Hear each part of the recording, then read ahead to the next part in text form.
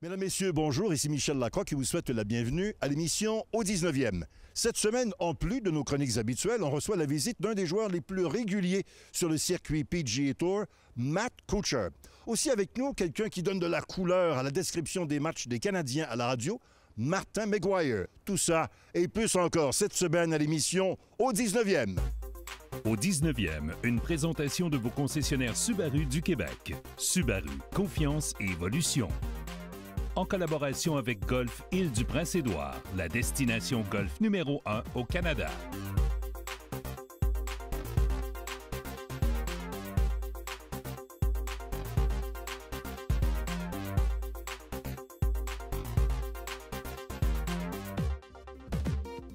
La rencontre de la semaine est une présentation du club de golf Atlantide. Plongez dans le monde de l'Atlantide.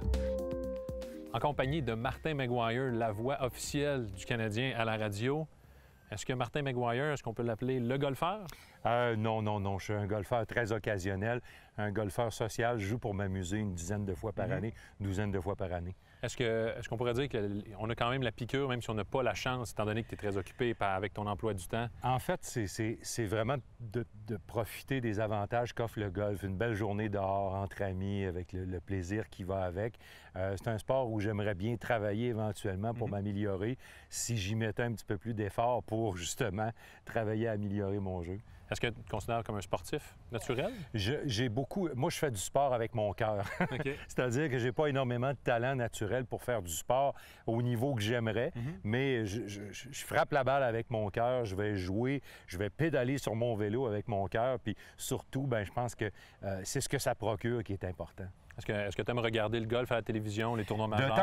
De temps à autre, moi, je suis toujours impressionné par le calme de ces gens-là, la précision avec laquelle ils vont faire un parcours de golf, que ce soit à un niveau de difficulté très élevé pour eux, avec des conditions climatiques difficiles, avec une pression. Je pense que les athlètes de haut niveau, on regarde le golf, mais peu importe le sport, on comprend le niveau d'habileté de ces gens-là, le talent naturel que ces gens-là ont et qui les place dans une classe complètement à part.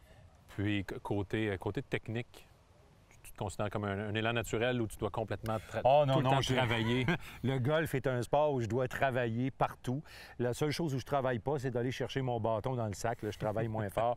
Mais pour moi, le golf, c'est un sport où je dois travailler dans à peu près tous les aspects. Tu es patient sur un terrain de golf quand même? Oui, absolument. Puis, tu sais, c'est de se retrouver en ami avec des bons partenaires, puis on reste patient. C'est sûr qu'on aimerait bien faire. On aimerait tous bien les frapper, les balles, comme à peu près tous les gens qui sont sur des terrains de golf une fois ou deux, ou même plusieurs fois dans leur vie. Mais bon, c'est un sport où on est obligé d'accepter parfois. Oui, exact. Martin s'installe au-dessus de la balle. Ouais. Tu penses à quoi? Pour bien frapper? Je pense à mes pieds, je pense à ma tête, je pense à la balle, je pense à mon bâton, à la grippe. Mais souvent, j'ai des amis, des partenaires de jeu qui m'ont dit « Vas-y, frappe la balle. » Puis j'essaie de faire le blanc souvent, là, puis d'arriver à être capable de penser à rien puis de frapper la balle. Mais ce qu'il faut développer dans ce sport-là, c'est lorsqu'on réussit à faire un bon coup, il faut parvenir à savoir exactement ce que ton corps, la mécanique que ton corps a fait, le mouvement que tu as fait pour réaliser le bon coup que tu as fait. Ça prend la répétition, évidemment. Exactement. Est-ce qu'on est prêt à mettre ça en application? On est prêt à essayer à mettre ça en application. Excellent. On est prêt à essayer. Golfeur gaucher, M. Martin McGwire possède une position à l'adresse pratiquement exemplaire. Même s'il est légèrement aligné à gauche de sa cible, tous ses segments pointent dans la même direction. Pieds, genoux, hanches, avant-bras et épaules. En observant la grande différence de distance entre ses talons et le bas de son dos, on constate que son centre de gravité est trop sur les talons, ce qui limitera la rotation du bas du corps et qui peut amener parfois à tirer la balle. Pour finir, l'élément clé pour obtenir du succès sur le parcours de golf, l'équilibre. Et en voici un bel exemple. Vous devriez être en mesure de regarder filer votre balle depuis cette position. Tournez vers la cible, le poids sur la jambe avant et le pied arrière appuyé sur les orteils. Question facile cette semaine pour notre quiz. Le tournoi Memorial est disputé depuis 1976 sur un parcours qui a été dessiné par Jack Nicklaus. Quel est le nom de ce parcours? Est-ce que c'est A, Muirfield Village, B, Olympia ou C, TPC at Sawgrass? La réponse après la pause.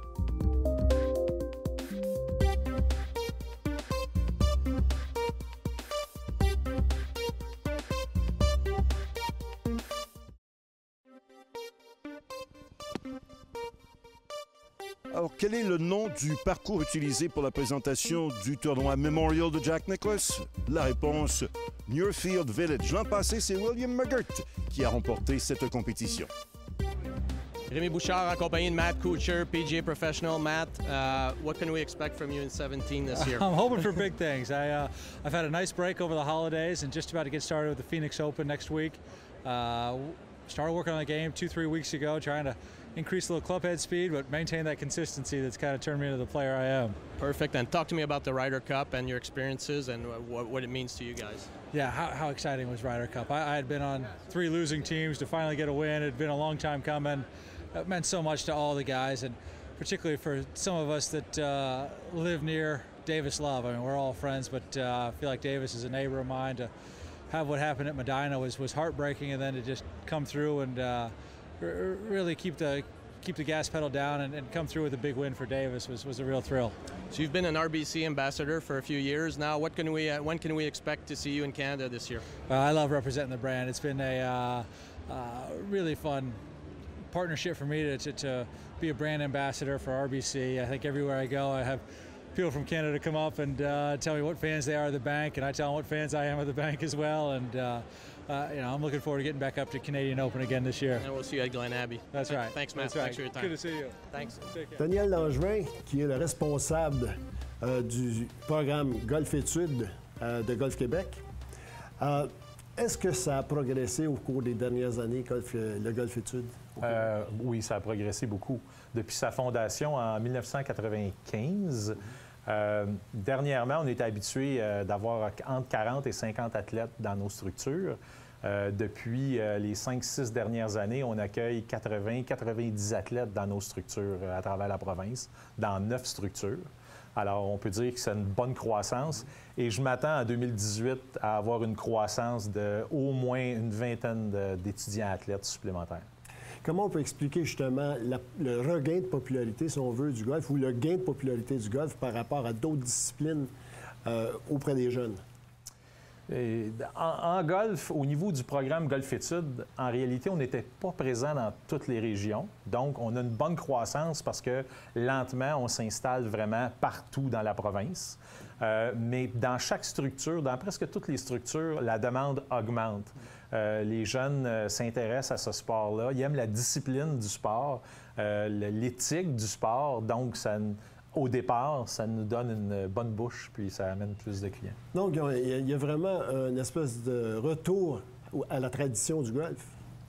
C'est ce qu'on voit, oui, dans les inscriptions, en effet. Le Québec commence à avoir des modèles de golfeurs et de golfeuses. Quand on pense à Maud-Aimée Leblanc, quand on pense aussi à Hugo Bernard.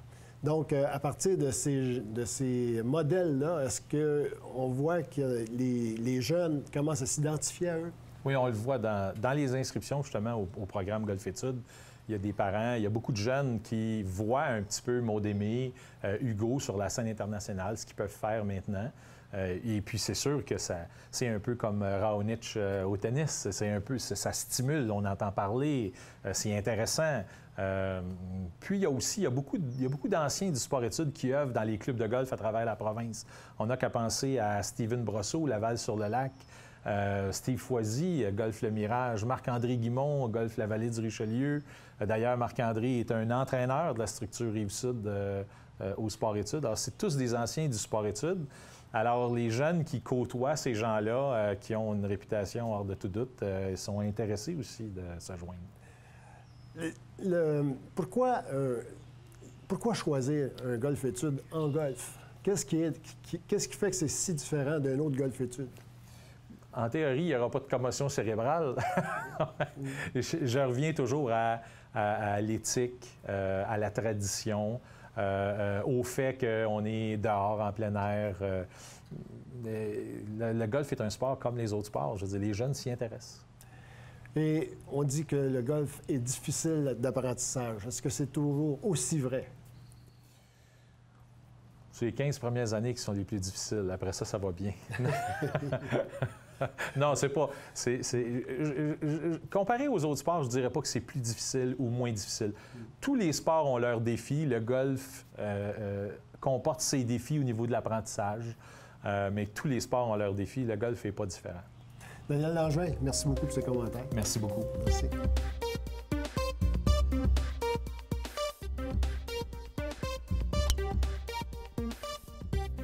Au terrain d'exercice, vous est présenté par les bois de départ GBB Epic de Callaway. Une distance épique pour tous les joueurs. Aujourd'hui, on va travailler comment augmenter le transfert d'énergie dans la zone d'impact. C'est très important de transférer notre poids, même avant de frapper la balle. Tous les bons golfeurs, tous les professionnels ont 80 de leur poids sur la jambe avant, même avant que la tête du bâton arrive à la balle. Alors, je vais vous montrer aujourd'hui une session de pratique, 3 exercices, comment ça va vous aider à transférer cette énergie. Ils sont très faciles. On va commencer avec notre cocheur d'allée. Vous pouvez le faire avec une balle sur un tee, éventuellement une balle pas sur le tee. On s'installe pour notre position départ. On prend le pied arrière, puis on le met sur l'orteil. Alors, regardez bien, je suis vraiment, mon poids, regarde, il s'en va sur la jambe avant. Et de cette position ici, je fais des demi-élans. C'est sûr que je vais réussir parce que, regarde, mon poids est rendu en avant. Vous pouvez le faire pas d'ici. Même chose, comme ça, ici. Impossible de manquer la balle parce que le poids est rendu tout sur la jambe en avant.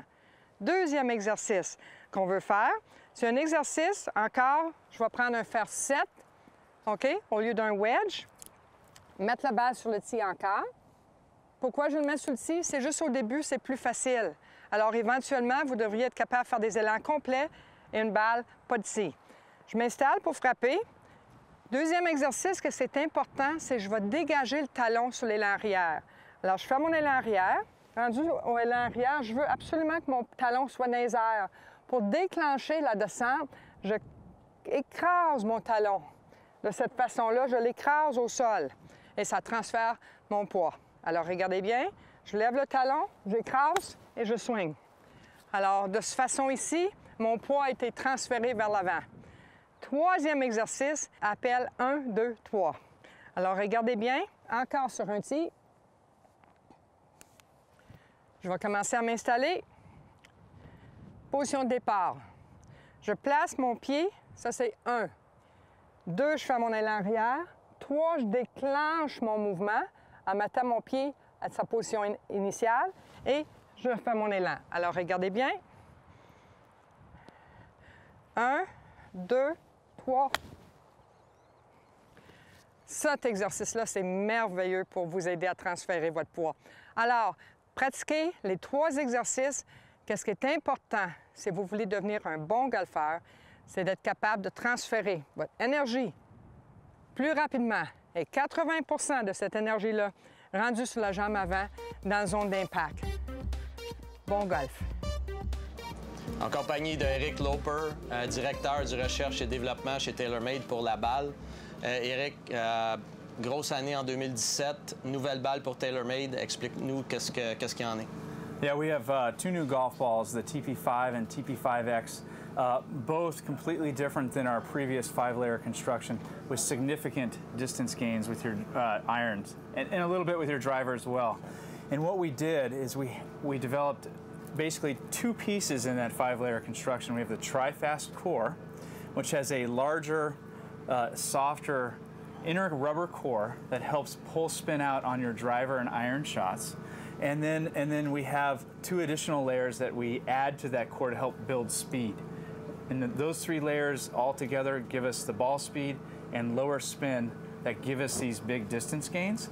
And then we have the dual spin cover, which consists of our cast urethane outer cover and a rigid inner cover. And on impacts around the green with your wedges, that soft cast urethane is going to be pinched between the club face and that rigid inner cover. Push that material into the groove so that it comes off low with high spin around the green for excellent control.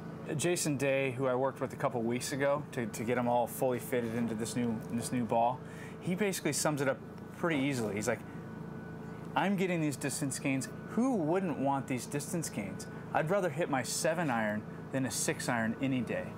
And so we've done a lot of testing with a wide range of handicaps, and we're seeing much of what we've seen with the PGA Tour players, half to full club length gains with their irons. sometimes even more. So these gains can definitely help the average golfer. Our performance line, which is what we call NXT Tour, NXT Tour S, Velocity, and DT Solo, we realize that golfers have different preferences when it comes to playing golf. Sometimes that's price. Sometimes people aren't willing to pay for Pro V1 and Pro V1X, and we understand that. And so within the performance line, we try to provide options for golfers, whether it's color, you can get NXT Tour S in yellow, whether it's feel, DT TrueSoft is a very soft ball, or velocity, which is really built for distance and speed, and it's fun. It comes with an orange play number. Those are things that we know golfers want in some cases, and we want to provide them through the performance line.